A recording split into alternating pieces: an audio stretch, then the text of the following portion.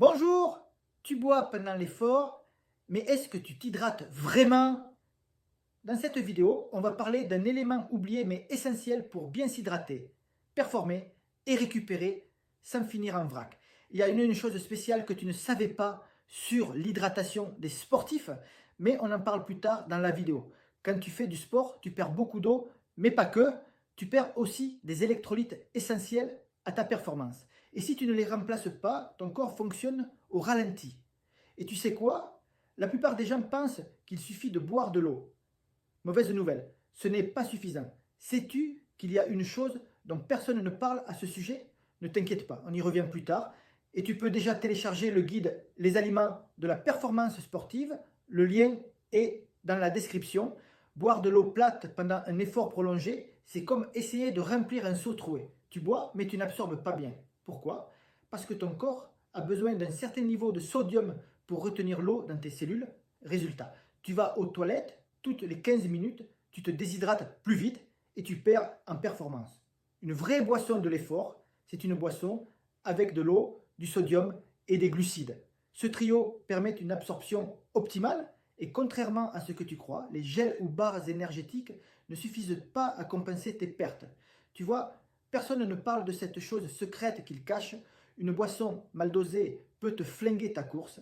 Si tu bois trop d'eau sans assez de sodium, tu risques une hyponatrémie.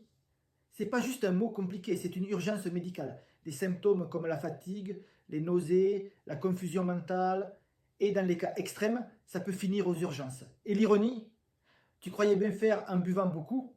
Tu veux un repère simple, entre 400 et 500 mg de sodium par heure d'effort intense ou prolongé, ce qui correspond à environ 1 à 1,5 g de sel de table. Mais attention, pas sous forme de pastilles de sel pur, sinon c'est la fiesta gastrique. Préfère une boisson que tu tolères bien, pas trop salée ni trop sucrée, que tu peux boire pendant plusieurs heures sans écœurement. C'est pas fini. Après l'effort, ton corps est toujours en déficit.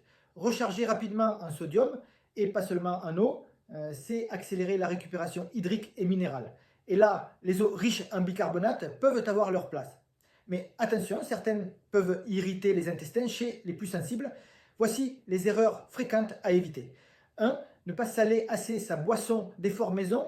2. Trop salé au point de ne plus pouvoir la boire. 3. Penser que les gels remplacent tout.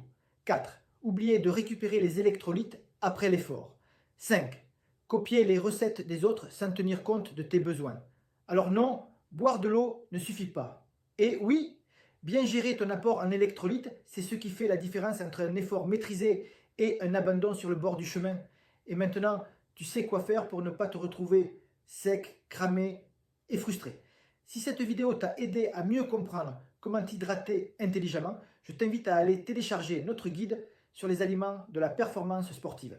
Tu as le lien dans la description, tu risques d'y découvrir des choses qui changent ta routine à jamais. Et surtout, n'oublie pas, abonne-toi pour ne pas rater les prochains conseils nutrition et performance.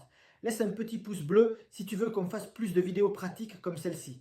Active la cloche pour ne rien manquer.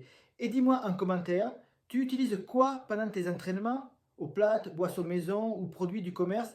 Je veux tout savoir. Je te souhaite une bonne journée et je te dis à la prochaine.